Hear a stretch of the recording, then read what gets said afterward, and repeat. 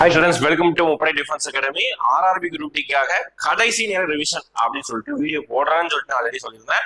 அதுக்கேற்ற மாதிரி இந்த வாரம் ஃபுல்லா உங்களுக்கு வீடியோஸ் இருக்க போகுது. ஓகேங்களா, ஒவ்வொரு சப்ஜெக்ட்டுக்கும் தனித்தனியா ஃபேக்கல்ட்டியோட உங்களுக்கு வீடியோ இருக்க போது கொஞ்சம் தெளிவா கேர்ஃபுல்லா என்ன பண்ணி கவனிச்சுக்கோங்க. ஓகேங்களா, ரைட். இப்போ இன்னைக்கு நம்ம பார்க்க போறது GK and current affairs video. முதல் வீடியோ இன்னைக்கு டேட்ல நம்ம பார்க்குறோம். ஓகேங்களா, இதே மாதிரி அடுத்து உங்களுக்கு வந்து ரீசனிங், அடுத்து வந்து சயின்ஸ், மேக்ஸ் எல்லாமே 4 சப்ஜெக்ட்டுக்கும் தனித்தனியா சூப்பரா ஒரு 25 கொஸ்டினோட வீடியோ நாங்க பிளான் பண்ணிருக்கோம். ஓகேங்களா, இது கண்டினியூ ஆகணுங்கிறது வந்து உங்க கையில இருக்குது. நீங்க எல்லாரும் என்ன பண்ணுங்க, கண்டினியூஸா வீடியோ பாருங்க. ஓகேங்களா, ஃபர்ஸ்ட் கண்டினியூஸா ஏதாவது ஒரு வீடியோ பார்த்துட்டு கேட்கக்கூடிய கேள்வி, ஏன்னா ஒவ்வொரு வீடியோக்கும் கம்பல்சரி கொஸ்டின் கேட்பாங்க. அந்த கேட்கக்கூடிய கேள்விக்கு கமெண்ட் செக்ஷன்ல உங்க நேமோட கமெண்ட் பண்ணிட்டு போங்க. ஓகேங்களா, ரைட்டா? ரைட். வீடியோ ஸ்கிப் பண்ணா பாருங்க. இனி நம்ம பார்க்க போறது உங்களுக்கு கேட்கக்கூடிய ஜிகே அண்ட் கரண்ட் அஃபேர்ஸ் இருந்த கேள்வி வருது. அந்த பாட்டை தான் நம்ம ஒரு 25 ரொம்ப முக்கியமான, அதுவும் பாத்தீங்கன்னா எதிர்பார்க்கக்கூடிய கேள்விதான் பாக்குறோம். ஓகேங்களா, எப்பவும் குரூப் டி கரண்ட் அஃபேர்ஸ் தான் இம்பார்ட்டன்ஸ். அந்த கரண்ட் அஃபேர்ஸ் தான் முக்கியத்துவம் கொடுத்து நம்ம படிக்க போறோம். ஒரு 2-3 கொஸ்டின் தான் ஜிகேவா நான் வச்சிருக்கேன். ஓகேங்களா, ரைட். வீடியோவை பொறுத்த வரைக்கும் வீடியோல கேள்விக்கு ஆன்சரை தவிர்த்து கூடுதலான நிறைய தகவல்களும் இருக்கு. ஓகேங்களா, அதையும் நீங்க கவனமா கவனிச்சுங்க. அதுதான் கேள்வியை அமையலாம் ஒரு சில டைம். ஓகேங்களா, ஏன்னா எப்பவுமே இந்த கேள்வி அப்படியே அங்க அமையுமானா அதுக்கு பெரிய கொஸ்டின் மார்க் தான், வாய்ப்பு கம்மி தான். ஓகேங்களா, ஆனா இந்த கேள்வி சம்பந்தமான வேற சில பாயிண்ட்கள் அமையும். ஓகேங்களா, ரைட். அதுதான் பார்க்க போறோம். ஸ்கிப் பண்ண வேணாம். எடுத்து கேட்கக்கூடிய கேள்விக்கும் கடைசியா வீடியோட எண்டிங் ஒரு 5 கேள்வி கேட்பேன், அதுக்கும் கமெண்ட் பண்ணிட்டு போயிருங்க. ஃபர்ஸ்ட் கொஸ்டின் போயிடலாம். ஓகேங்களா, ஃபர்ஸ்ட் கொஸ்டின் பாருங்க. India justice report. ஓகேங்களா, இதில் முதலிடம் பெற்ற மாநிலம் எது அப்படின்னு கேட்கிறாங்க. ஓகேங்களா, அப்போ ஃபர்ஸ்ட் இந்த ரிப்போர்ட் என்னன்னா தெரிஞ்சுக்கணும். அப்போ ஜஸ்டிஸ், நீதிக்காக வழங்கக்கூடிய ஒரு அறிக்கை. அப்போ இந்தியால ஒவ்வொரு இருக்கக்கூடிய 28 மாநிலத்தை 2 வகையா பிரிக்காங்க. நல்லா கவனிச்சுக்கோங்க. ஒரே சரிங்க, ஒரே நிமிஷம். இருக்கக்கூடிய 28 மாநிலத்தை 2ஆ பிரிக்கிறாங்க. எப்படி? 1 கோடிக்கும் கம்மியா இருக்கக்கூடிய மாநிலம், 1 கோடிக்கும் அதிகமா இருக்கக்கூடிய மாநிலம் அப்படின்னு சொல்லிட்டு 2 கேட்டகரியா பிரிக்காங்க. ஓகே, 1 கோடிக்கு அதிகமான தமிழ்நாடு, கர்நாடகா, ஆந்திரா இவங்க எல்லாம் வந்துருவாங்க. 1 கோடி கம்மியான சிக்கிம், நாகாலாந்து, இந்த மாதிரி சின்ன சின்ன மாநிலங்கள்லாம் வரும், கோவா இதெல்லாம். ஓகேங்களா, 2ஆ பிரிச்சு ஒரு அறிக்கை வெளியிடுறாங்க, இந்தியன் ஜஸ்டிஸ் ரிப்போர்ட். இதுல என்னெல்லாம் கணக்கு போடுறாங்க அப்படின்னா, போலீஸ். ஓகேங்களா, போலீஸோடைய கவுண்டிங் என்ன, அதுலயும் விமன் போலீஸ் வந்து ஒவ்வொரு இடத்துலயும் எவ்வளவு பிரஸ்டேஜ் ஆபீசர்ஸ் இருக்காங்க, கான்ஸ்டபிள்ஸ் இருக்காங்க, அதுக்கப்புறம் ஜுடிஷியரி எப்படி பெர்ஃபார்ம் பண்ணுது, பிரிசன்னா ஜெயில். ஓகேங்களா, சிறை எப்படி இருக்கு, இதெல்லாம் கணக்கு வச்சு, அதுக்கப்புறம் லீகல். ஓகேங்களா, லீகல் வந்து எல்லா மக்களுக்கும் அந்த லீகல் வந்து கரெக்டா போய் சேருதா, இது எல்லாத்தையும் கணக்கு வச்சு டாடா ட்ரஸ்ட். ஓகேங்களா, இந்த குறியீட்டை வெளியிடக்கூடிய அமைப்பு கேட்பாங்க. ஓகேங்களா, வெளியிடக்கூடிய அமைப்பு கேட்கலாம். டாடா ட்ரஸ்ட் இந்த அமைப்பு தான் இந்த குறியீடை வெளியிடுறது. ஓகேங்களா, இதுல அப்படியே ரேங்க் கொடுப்பாங்க. எது ஃபர்ஸ்ட், அதான் ரெண்டு இதுல யாரு ஃபர்ஸ்ட், இதுல யாரு ஃபர்ஸ்ட். நமக்கு கேட்டிருக்கிறது ஆப்ஷன்ல எது இருக்கோ அதுதான் போட்டுக்கணும். ஓகே, ஆப்ஷன்ல வர்றது எல்லாமே பெரிய மாநிலம், 1 கோடிக்கு பெரிய மாநிலம் தான். அப்போ இது நமக்கு ஃபர்ஸ்ட் ரேங்க் யாருன்னா கர்நாடகா தான் ஃபர்ஸ்ட் ரேங்க். ஓகேங்களா, 2ஆவது இடத்துல ஆந்திர பிரதேஷ் இருப்பாங்க. ஓகேங்களா, 2ஆவது இடத்துல ஆந்திர பிரதேஷ், தெலுங்கானா 3ஆவது இடத்துல இருப்பாங்க. இது பெரிய மாநிலங்கள். இது சிறிய மாநிலங்கள், ஸ்மாலர் ஸ்டேட்ஸ் அப்படின்னு கேட்டாங்கன்னா சிறிய மாநிலத்துக்கு சிக்கிம் ஞாபகம் வச்சுக்கணும். ஓகேங்களா, சிறிய மாநிலத்துக்கு சிக்கிம் தான் முதலிடத்துல இருக்கு. ஓகேங்களா, அப்ப ஜஸ்டிஸ் ரிப்போர்ட் வெளியிடுறது என்னென்ன காரணம் சொல்லிட்டு ட்ரஸ்ட், டாடா ட்ரஸ்ட் நிறுவனம் வெளியிடுது. முதலிடம் யார் வகிக்கிறாங்க, கர்நாடகா. 2ஆவது இடம் மேபி கேட்கலாம் ஆந்திரா சொல்லிட்டேன். ஓகே, முதல் 1, 2 மட்டும் போதும். ஓகேங்களா, ஆந்திரா. சிறிய மாநிலங்களுடைய அமைப்புல சிக்கிம் தான் முதலிடத்துல வகிக்குது. ஓகேங்களா, அப்போ இது எதை வச்சுதான் வெளியிடுறாங்கிறது பாத்துக்கோங்க. ஓகேங்களா, அப்போ திருப்பி எதுக்காக சொல்றேன்னா, ஒரு மாடல் ஆஃப் கொஸ்டின் மாதிரியே வேற மாடல் ஆஃப் கொஸ்டின் கேட்கலாம். இதே மாதிரி நிறைய ரிப்போர்ட் இருக்கும். அந்த ரிப்போர்ட் எல்லாம் யார் வெளியிடுறா, யார் முதலிடம்ங்கிறத பாத்துக்கோங்க. மேபி உலக அளவுல வெளியிட்டாங்கன்னா அது இந்தியாவுடைய ரேங்கை பாத்துக்கோங்க. ஓகேங்களா, ரைட்டா? இப்போ இந்த மாதிரி கொஸ்டின் பாக்குறோம். அடுத்த கொஸ்டின், 2ஆவது கொஸ்டின். ஓகேங்களா, 2ஆவது கொஸ்டின் பாருங்க. ஒரு நல்ல கொஸ்டின், இன்ட்ரெஸ்டிங்கான கொஸ்டின். மவுண்ட் எவரெஸ்ட் நமக்கு தெரியும், உலகத்திலேயே மிக உயரமான சிகரம்னா எவரெஸ்ட் சிகரம் தான். ஓகேங்களா, அந்த மவுண்ட் எவரெஸ்ட 32 முறை ஏறி உலக சாதனை படைத்தவர் யார் அப்படிதான் கேள்விக்கிறேன். அப்போ யாரும் யோசிச்சு பாருங்க, மவுண்ட் எவரெஸ்ட்ங்கிறது உலகத்திலேயே மிக உயரமான சிகரம். அதோடைய உயரம் தெரிஞ்சுக்கிறது ஸ்டாட்டிக். இதோட உயரம் தான் எப்பவும் ஸ்டாட்டிக்கா நம்ம மைண்ட் வச்சுக்கணும். ஓகேங்களா, ஈஸியா ஞாபகம் பாருங்க. இதோட உயரம் 8 8 எடுத்து வச்சா 4 8 எடுத்து வச்சிடலாம். இவ்வளவுதான். இதுதான் வந்து பழைய புக்ல இருக்கும். ஆனா இப்போ அதோட உயரம் கொஞ்சமா கூடி இருக்கு, 48 சென்டிமீட்டர் கூடி இருக்கு. மொத்தமா இதோட உயரம் 8848.48 மீட்டர். ஓகேங்களா, இதுதான் இதோடைய உயரம். ஓகேங்களா, இப்பேற்பட்ட மவுண்ட் எவரெஸ்ட ஒருத்தர் 31 முறை. ஓகேங்களா, இந்த கொஸ்டின் எடுக்கப்பட்டது 2 மாசத்துக்கு முன்னாடி. ஓகேங்களா, இன்னைக்கு ஓகேங்களா ஜூலை மந்த் டேட்டாவா போன மாசம் கூடுதலா ஒரு தடவை எக்ஸ்ட்ரா ஒரு தடவை ஏறிட்டாரு. ஓகேங்களா, அதனால இப்போ 32 முறை ஞாபகம் வச்சுக்கோங்க. ஓகேங்களா, 32 முறை என்ன பண்ணிருக்காரு, மவுண்ட் எவரெஸ்ட் ஏறி இருக்காருன்னா எவ்வளவு பெரிய விஷயம் யோசிச்சு பாருங்க. பாதி பேர் ஏற முடியாம இருக்காங்க, பாதி பேர் ஏறி போற வழியிலேயே மூச்சு திணறி நிறைய பேர் இறந்தும் போயிருக்காங்க, பாதி பேர் கீழே இறங்கியிருக்காங்க. ஆனா ஒரு சில பேர் சவாலா ஏறி இருக்காங்க. ஓகேங்களா, அதுல இவர் 32 ரொம்பவே அதிகம். ஓகேங்களா, ஏன்னா இவருடைய சாதனையை இவரே முறியடிச்சிருக்காரு. ஓகேங்களா, இவர் யாரு அப்படின்னு பாத்தீங்கன்னா காமி ரீட்டா ஷெர்பா. இவர் தான் வந்து பாத்தீங்கன்னா அந்த சாதனையை பண்ணவர். ஓகேங்களா, கண்டிப்பா இவர் இமயமலை ஏறினார்னா அந்த ஊர் பகுதியை சேர்ந்தவரா இருப்பாரு. இவர் நேபாள் பகுதியை சேர்ந்தவர். ஓகேங்களா, நேபாள் பகுதியை சேர்ந்தவர்.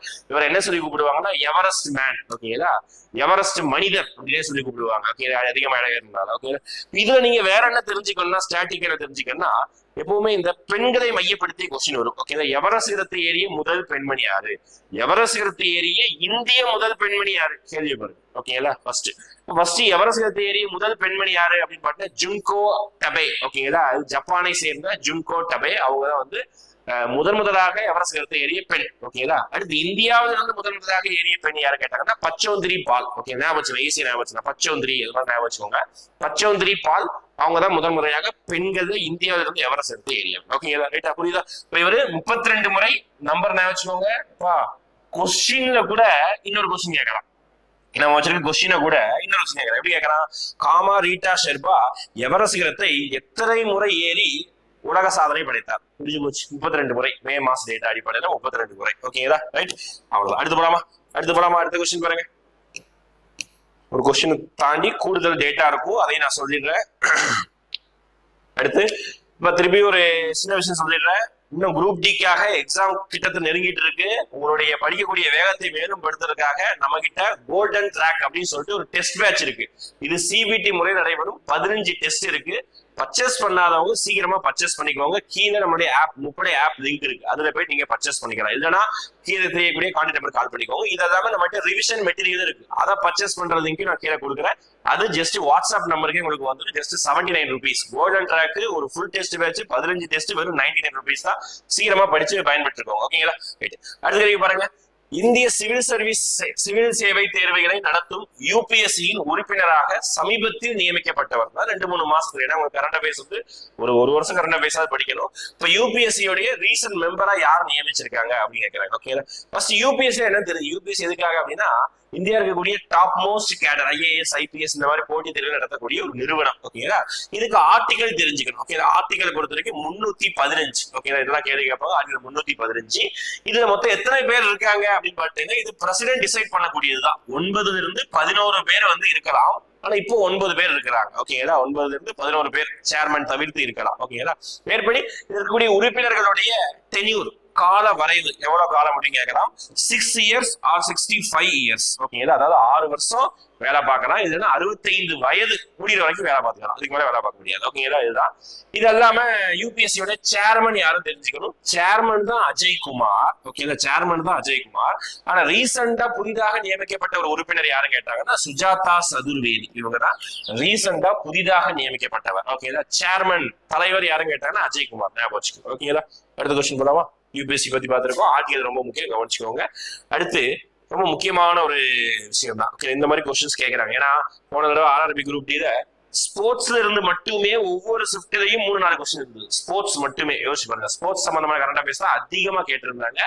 அதை ஃபோக்கஸ் பண்ணி தான் 3 கொஸ்டின் வச்சிருக்கேன். ஓகேங்களா, அப்ப Khelo India youth game 2025 year முக்கியம். ஓகேங்களா, அதுல பதக்கப்பட்டியல்ல யார் ஃபர்ஸ்ட் பிளேஸ்ல இருக்கிறா அப்படின்னு கேட்கறாங்க. ஓகே, ஃபர்ஸ்ட் கேம் எதுக்காக அப்படின்னா இந்தியாவில இருந்து நிறைய பேர் ஒலிம்பிக் எல்லாம் போய் ஒலிம்பிக் மெடல் அடிக்கிறதே இல்லை. அதுல ஆர்வம் கம்மியா இருக்கிறனால இந்தியாவுக்குள்ள ஒரு மிகப்பெரிய ஒரு ஸ்போர்ட்ஸ் கேம் வைக்கலாமே அப்படின்னு சொல்லி பிளான் பண்ணி 2018 இருந்து 2018 இருந்து பிரதமர் மோடி அவர்களால் இந்தியா ஃபுல்லா நடத்தப்படுகிறது. ஓகேங்களா, சந்திரகுருமன் சார்பாக. ஓகேங்களா, ஃபர்ஸ்ட் இதோட கேம் வந்து கேலோ இந்தியா ஸ்கூல் கேம்ஸ் இருந்தது. அடுத்து யூத் கேம் மாறினாங்க.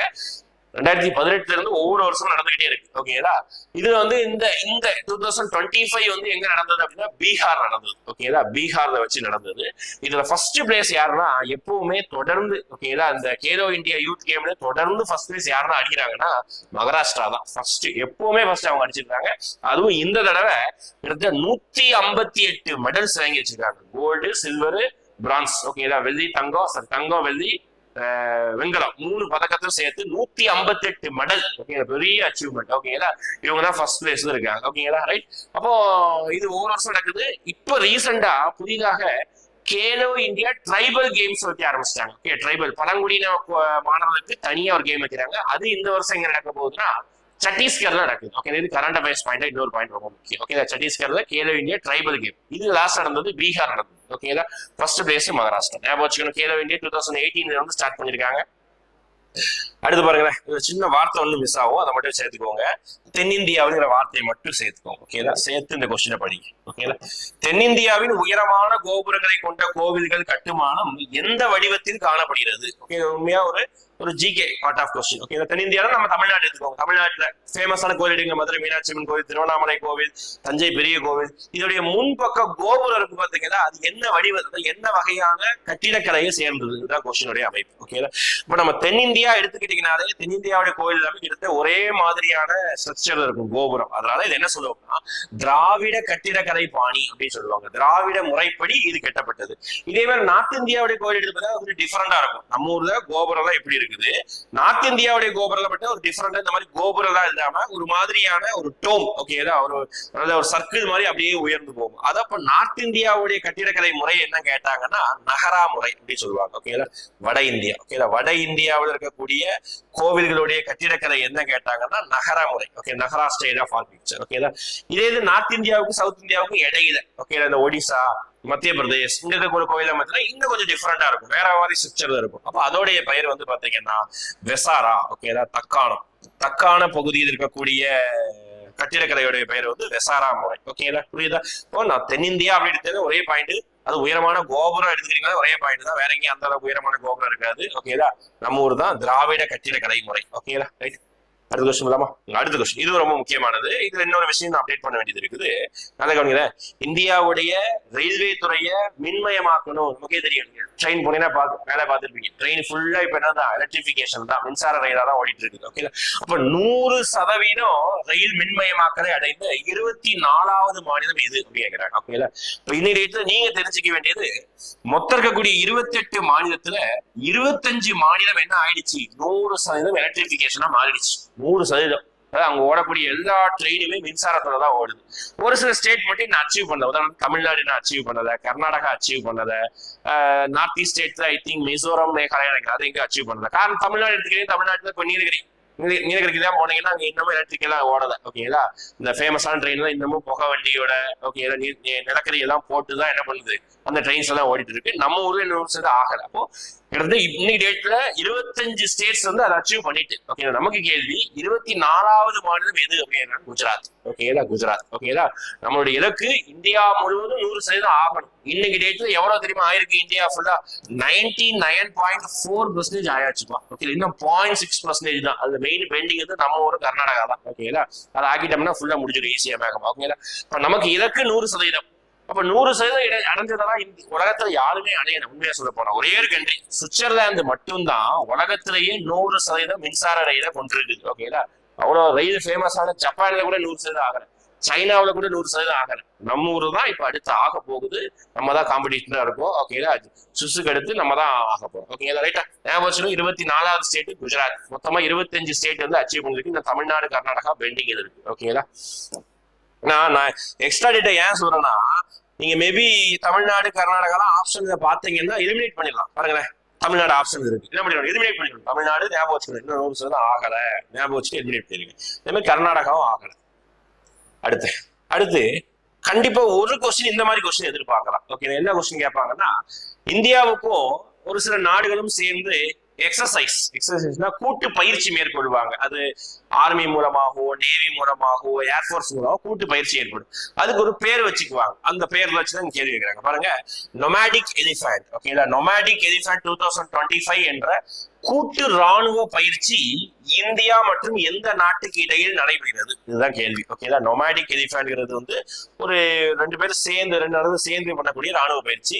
இது யாருக்கு இடையில நடைபெறுது அப்படின்னு கேட்கிறாங்க. அப்ப நொமாடிக் எலிஃபண்ட் இதுதான் key point. Elephant key point வச்சுக்கோங்க. அப்ப நமக்கும் மங்கோலியாவுக்கும் நடைபெறுது. ஓகே, இந்தியாவுக்கும் மங்கோலியாவுக்கும் நடைபெறக்கூடிய ஒரு ஆர்மி பயிற்சி கேட்டாங்கன்னா அது நொமாடிக் எலிஃபண்ட். இதே மாதிரி இந்தியாவுக்கும் ஜப்பானுக்கும் நடைபெறக்கூடியது, ஜப்பானுக்கு தர்ம கார்டியன். பேரு மாறவே மாறாது, இது எப்பவுமே ஸ்டாட்டிக் தான். ஓகேங்களா, தர்ம கார்டியன். இந்தியாவுக்கும் ரஷ்யாவுக்கும் நடக்கக்கூடியது இந்திரா. ஓகேங்களா, இந்திரா எக்ஸசைஸ் அப்படின்னு சொன்னாங்கன்னா இந்தியாவுக்கும் ரஷ்யாவுக்கும். ஓகேங்களா, இது இல்லாம சம்பிரித்தி அப்படின்னு இருக்கும். Sampriti exercise. Okay, Sampriti exercise வந்து இந்தியாவுக்கும் பங்களாதேஷுக்கும் நடக்கக்கூடிய ஒரு எக்ஸசைஸ். ஓகே, புரியுதுங்களா? இப்போ இந்த மாதிரி ஒரு 8 ஸ்டேட்ஸ் இருக்கும், 8 கண்ட்ரிஸ் இருக்கும். அதை மட்டும் நீங்க படிச்சீங்கன்னா அது என்னைக்கும் மாறாது. அதிகமா கேட்கக்கூடிய கொஸ்டின்ஸ் அதுதான் வருது. ஓகேங்களா? இப்போ இது கொஞ்சம் புதுதானதுதான், நொமாடிக் எலிஃபண்ட் மங்கோலியா. ஓகேங்களா? அடுத்து பாருங்க, ஷிருயி லில்லி ஃபெஸ்டிவல் எந்த மாநிலத்தில் நடைபெறுது? ஓகேங்களா? இப்போ ஃபெஸ்டிவல்னாலே பெயர் போனது எங்கதான் அப்படின்னா வட கிழக்கு இந்தியாவில தான் ஃபெஸ்டிவலுக்கு பெயர் போனது. இப்போ ஆப்ஷன் பார்த்தீங்கன்னா எலிமினேட் பண்ண முடியாது, 4மே வட கிழக்கு மாநிலம் தான். ஓகே, ஒன்று செய்ய கொஞ்சம் படிச்சிருந்தாலும் தெரியும். இப்போ நீங்க எதுல படிச்சிருக்கலாம்னா நேஷனல் பார்க்ல மேபி படிச்சிருப்பீங்க. ஓகே, இந்த தேசிய பூங்காக்கள் படிச்சிருப்பீங்க. அதுல இந்த ஷிருயி லில்லி தேசிய பூங்கான்னு ஒரு பூங்கா இருக்கு. எங்க இருக்குன்னா மணிப்பூர்ல இருக்கு. ஓகேங்களா? அந்த மாநிலத்துல தான் இந்த பண்டிகையும் கொண்டாடுறாங்க. ஒண்ணு அந்த பூ பூக்கக்கூடிய பூ பூத்து நல்ல மலர்ந்து இருக்கக்கூடிய டைம்ல இந்த ஒரு ஃபெஸ்டிவலை கொண்டாடுறாங்க. காரணம் என்னன்னா மணிப்பூருடைய தேசிய பூ எப்படி நம்ம தமிழ்நாட்டுக்கு தேசிய பூ செங்காந்தல மலர் இருக்கோ அதே மாதிரி மணிப்பூருக்கு தேசிய மலராக இதுதான் இருக்கு. ஓகேங்களா? அதுதான் அங்க ஃபெஸ்டிவலாகவும் கொண்டாடுறாங்க. Okay, next question. நேஷனல் பார்க்கும் அங்கதான்ப்பா இருக்கு. அடுத்து, நர்மதா நதிக்கு அடுத்ததாக மேற்கு நோக்கி பாயும் 2வது பெரிய நதி எது அப்படிங்கிறாங்க. ஓகேங்களா?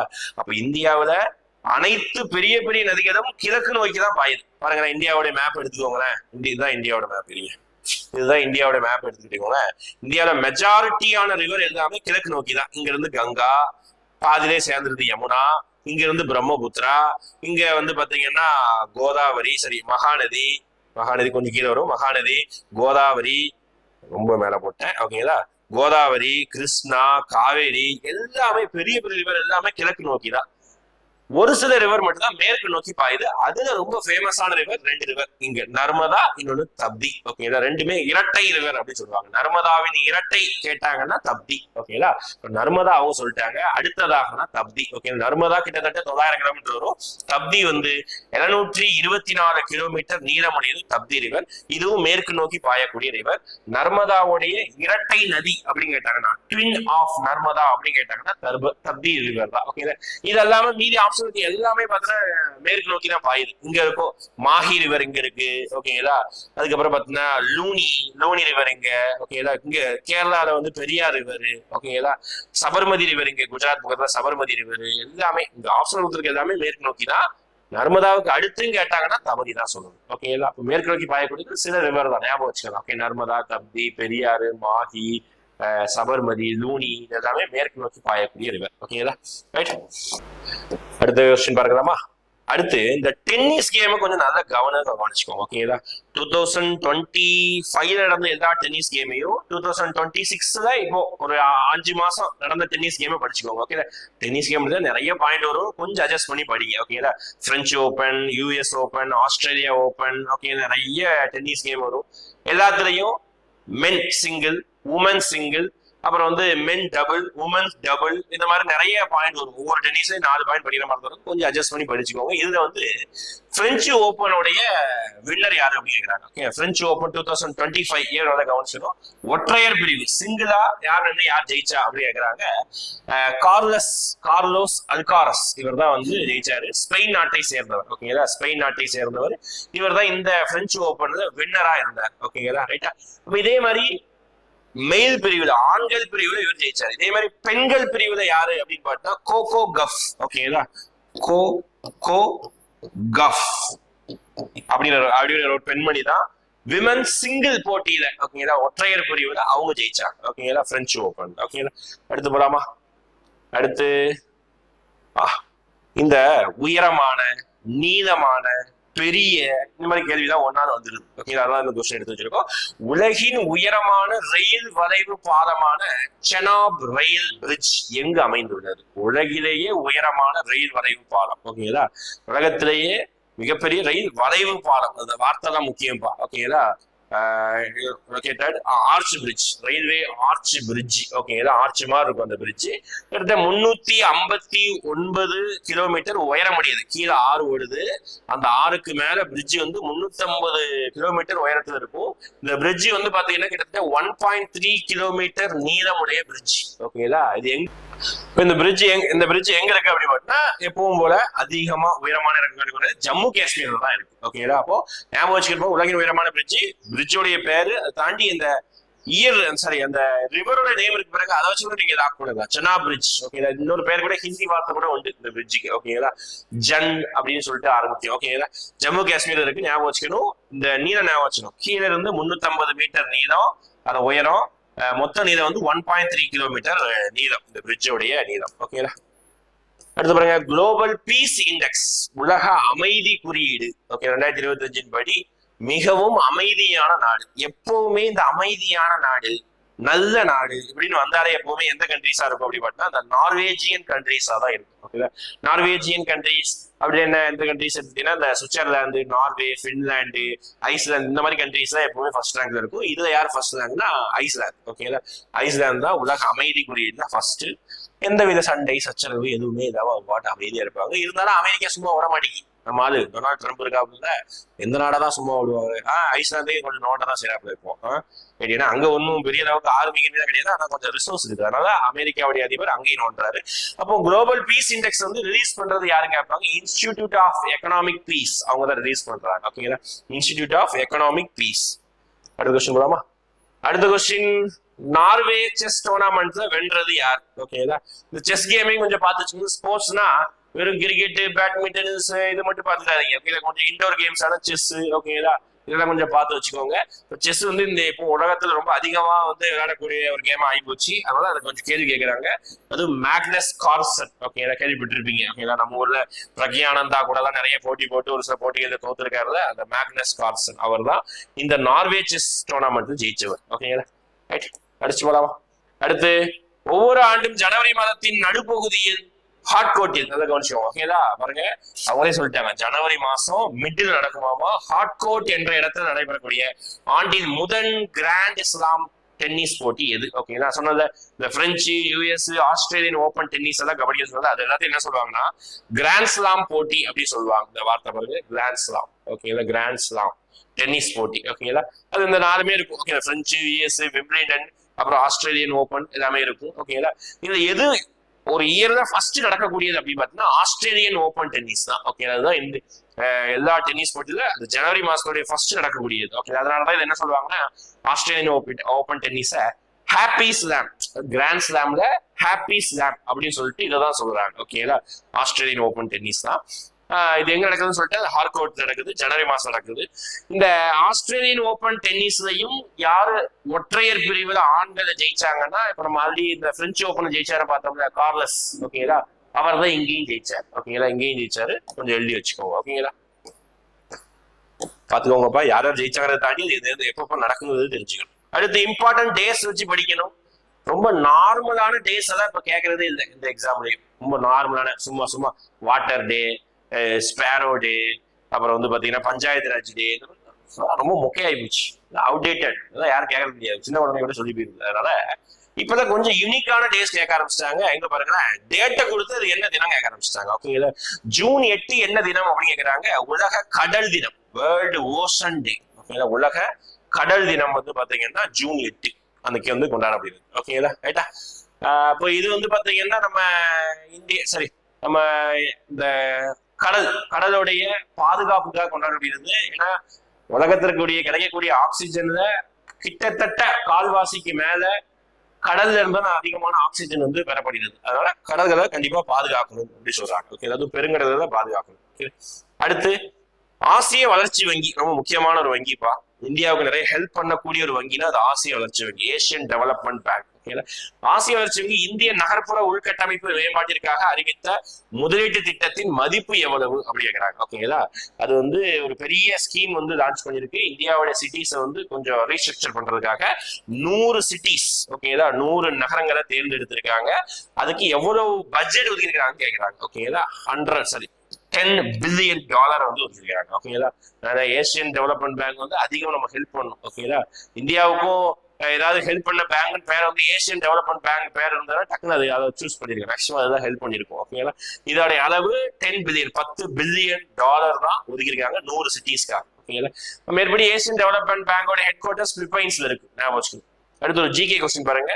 1932 செப்டம்பர் 24 அன்று நடைபெற்ற பூனே ஒப்பந்தம் தாழ்த்தப்பட்ட மக்களுக்கும் தனித்த தேர்தல் முறை குறித்த ஏற்பட்ட பிரச்சனையை தீர்த்தது. இந்த ஒப்பந்தம் காந்தியும் யாரும் இடையே ஏற்பட்டது, ரொம்ப முக்கியமானது. ஓகேங்களா?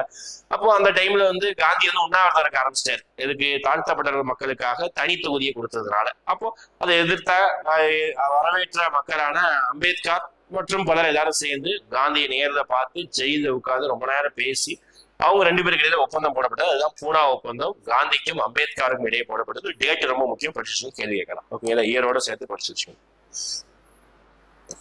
அடுத்து கவனிங்க. அடுத்து அவார்டு விஷயத்துல படிச்சுக்கணும்.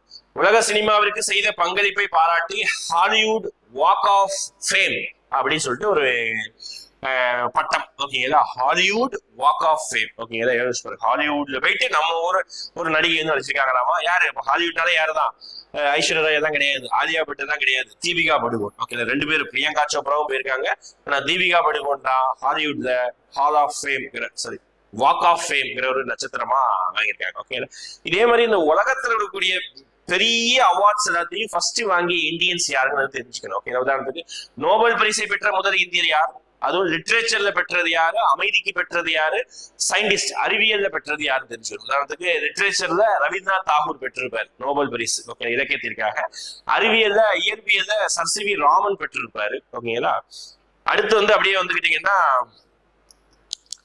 Sir C V Raman. அடுத்து புக்கர் பரிசு. புக்கர் இலக்கியத்திற்காக கொடுக்கப்படக்கூடிய புக்கர் பரிசை வென்ற முதல் இந்தியர் யாருன்னு கேட்டாங்கன்னா நம்மளுடைய அருந்ததி ராய். ஓகேங்களா? அடுத்து ராமன் மகசேச விருதை பெற்ற முதல் இந்தியர் யாரை கேட்டாங்கன்னா ஆச்சரிய வினோபாவே. ஓகேங்களா? ஆஸ்கர் விருதை பெற்ற முதல் இந்தியர் ஏஆர் ரஹ்மான் சொல்லக்கூடாது. ஓகேங்களா?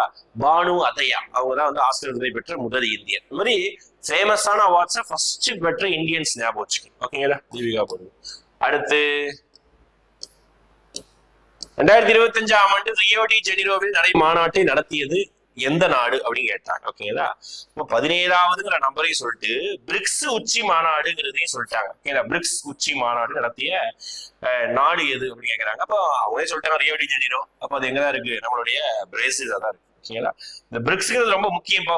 Brazil, Russia, India, China, south Africa எல்லாம் சேர்ந்ததுதான் அதோடைய 17ஆவது மாநாடு பிரேசில் நடந்திருக்கு. ஓகேங்களா? ரைட். அடுத்து பாருங்க, நான் சொன்னத உமன் வச்சு நிறைய கேள்வி வரும்னு சொன்னா அதுல பாருங்க, ஆர்பிஎஃப் ரயில்வே ப்ரொடக்ஷன் ஃபோர்ஸ் அமைப்பின் முதல் பெண் டைரக்டர் ஜெனரல் டிஜிபியா யார் பதவி ஏற்றிருக்காங்க கேட்பாங்க. சோனாலி மிஸ்ரா. ஓகேங்களா? சோனாலி மிஸ்ரா தான் முதல் பெண் டிஜிபியாக பதவி ஏற்றிருக்கிறாங்க. ஓகேங்களா? ஞாபகம் வச்சுக்கோங்க. உமன்ங்கிற விஷயத்துல கண்டிப்பா கேள்வி கேட்கிறாங்க. அடுத்து பாருங்க, இந்தியாவுக்கும் அமெரிக்காவுக்கும் எவ்வளவோ விஷயங்கள்ல ரிலேஷன் இருக்கு. ஓகேங்களா? எக்கனாமிக் சம்பந்தமா, டிஃபென்ஸ் சம்பந்தமா இருக்கு. மெயினான ஒரு விஷயத்தினால இந்தியாவுக்கும் அமெரிக்காவுக்கும் நல்ல உறவு இருக்கு. அது என்னன்னா இந்த நாசாவுக்கும் இஸ்ரோவுக்கும் இருக்கக்கூடிய உறவு தான். ஓகேங்களா?